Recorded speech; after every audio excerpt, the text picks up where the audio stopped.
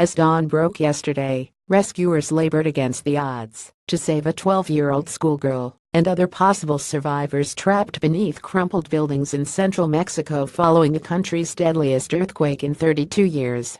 More than 50 survivors have been plucked from several disaster sites in Mexico City since Tuesday afternoon's 7.1 magnitude quake, leading to impassioned choruses of "Yes, we can" from the first responders, volunteers, and spectators gathered around the ruins.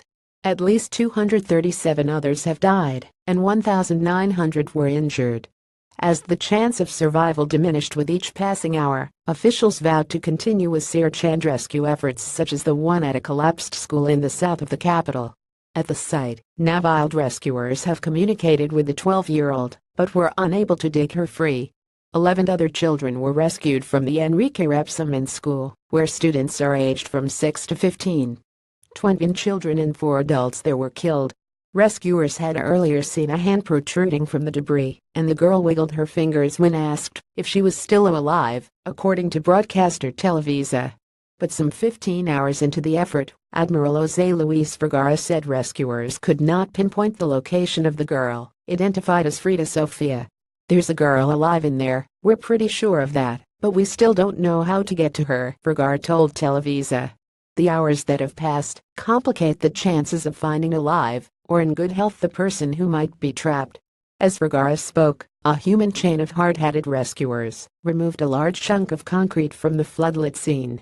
Rescuers periodically demanded silence from bystanders to allow them to hear any calls for help.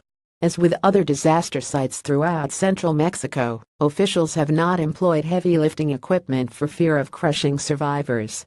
Some 52 buildings collapsed in Mexico City alone, and more in the surrounding states. Throughout the capital, crews were joined by volunteers and bystanders who used dogs, cameras, motion detectors and heat-seeking equipment to try to locate survivors. Thousands of people have donated food, water, medicine, blankets and other basic items to help relief efforts.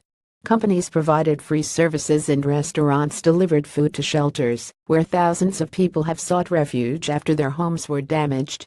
Faced with the force of nature, we are all vulnerable, and that is why we all unite when it comes to saving a life or helping a victim, said President Enrique Pena Nieto, who has declared 3 days of mourning. Pena Nieto said the priority was to re-establish basic services, conduct a census of damaged structures and rebuild. The damage to many buildings, some relatively new, has raised questions over construction standards that were supposed to have improved in the wake of a 1985 quake. At least 9 Latin American countries have pledged rescue teams or technical assistance, as did the United States, Spain, Japan, and Israel. Crews from Panama and El Salvador are already on site,